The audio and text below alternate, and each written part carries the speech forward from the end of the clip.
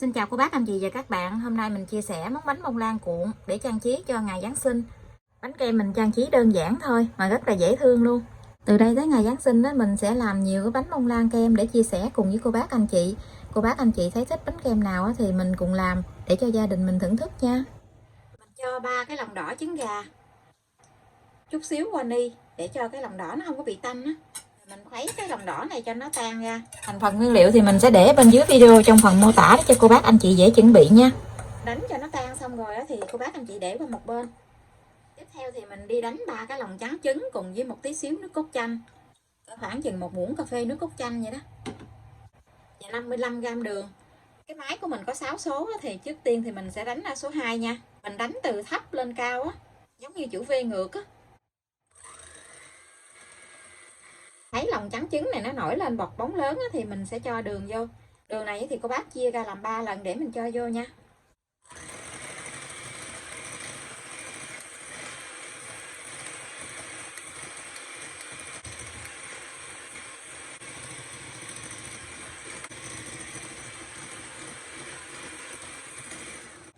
Khi mình cho hết lượng đường vô rồi thì mình thấy cái bọt trứng này nó nổi lên bọt nhỏ vậy thì mình sẽ tăng tốc độ lên là số 4 nha.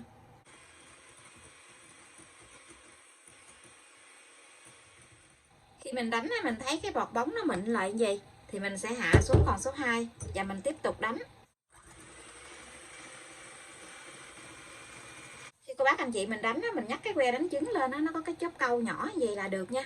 Cái chóp câu mềm chứ không có cứng. Nếu như mình đánh cứng quá tí xíu nữa cái mặt bánh nó bị nứt á. Và mình sẽ cho 3 cái lòng đỏ trứng này vô.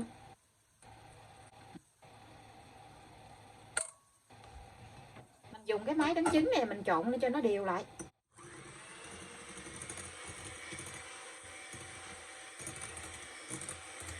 Trộn đều cái phần trứng này xong rồi thì mình sẽ gây 55g bột mì số 8 vô.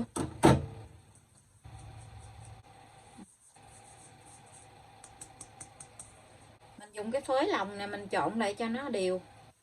Mình trộn mình hất từ ở bên dưới lên vậy. Mình cho bột vô sau gì nè. Khi mà mình trộn cái bột của mình nó không có bị chai. Trộn đều lại rồi thì cô bác anh chị mình lấy 40g bơ, 40g sữa tươi không đường. Mình trộn lại với nhau.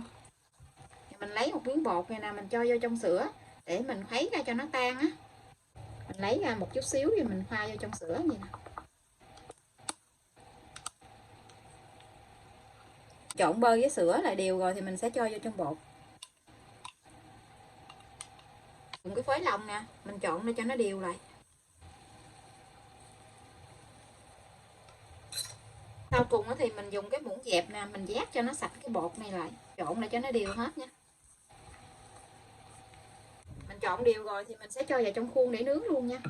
Đây là cái dĩ của cái lò nướng của mình á, để mình làm cho cái bánh nó bự một tí xíu. Mình lót miếng giấy nến ở bên dưới, mình cho hết cái phần bột này vô.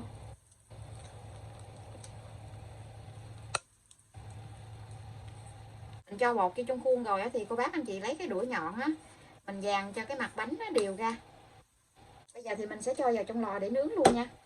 Lò nướng thì mình đã mở lên cho nó nóng trước 10 phút.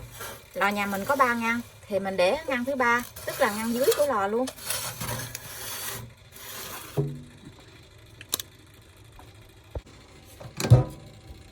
Mình nướng ở nhiệt độ là 145 độ C. Mở 2 lửa. Thời gian nướng là 27 phút. Cô bác canh nhiệt độ nóng của lò nhà mình nha. Mình không cần mở quạt. Mỗi một cái lò nướng cái nhiệt độ nóng nó khác nhau á. Bánh của mình đã nướng xong rồi.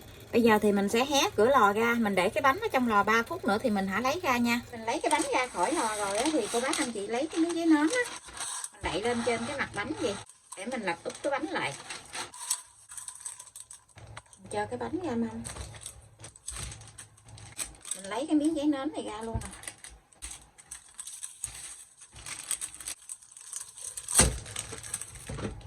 Lấy luôn cái miếng giấy nến ở bên dưới nè, mình lấy ra.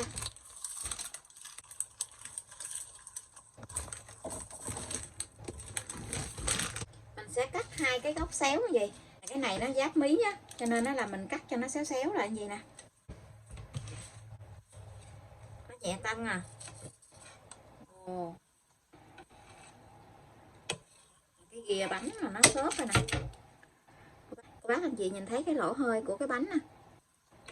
Mình cũng sẽ cuộn lại gì để mình lấy cái nếp bánh, lấy cái đầu mình lót lại gì, rồi cứ để gì để cho nó nguội nha. Khi mình chờ cái bánh nó nguội thì mình sẽ đi đánh kem sữa tươi này lên, kem whipping cream á.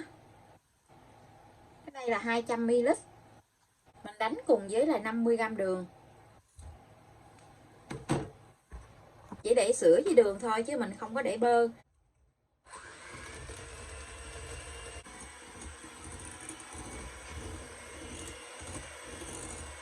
Cô bác anh chị đánh cho cái kem này nó đặc lại gì nha. Cái độ nó rất là dẻo luôn gì. Như vậy là mình ngưng, mình không đánh nữa. Nếu như mình đánh nữa là nó bị tách nước ra.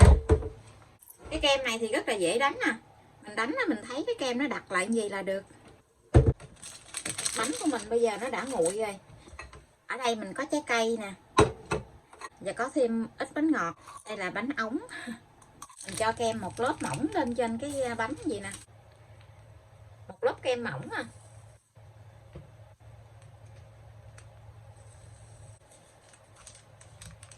Kem này mình đánh nó rất là mịn luôn á, nó dẻo. Để cho thêm một đường nữa. Bây giờ thì mình sẽ cuộn lại. Mình cuộn giống như là mình cuộn sushi vậy đó. Mình dùng cái miếng giấy nến này mình cuộn luôn.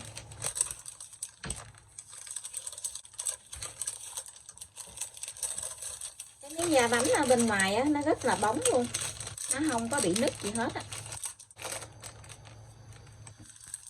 Cuộn mình đè cho nó sát lại vậy.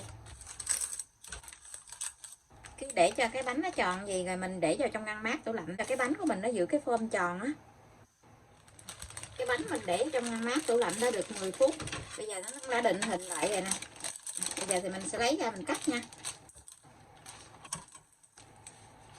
Cái da bánh nó rất là bóng luôn, nó không có bị nứt, không có bị gì hết á. Để nhìn cái bánh cho nó đẹp thì mình cắt cái đầu bánh này ra.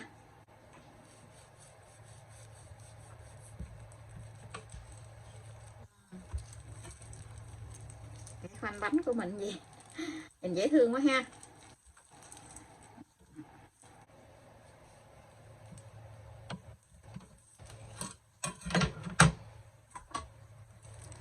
Để hai cái đầu bánh ở đây. Mình có mấy cái cây bánh ống nè, để mình trang trí lên trên cái phần bánh này của mình.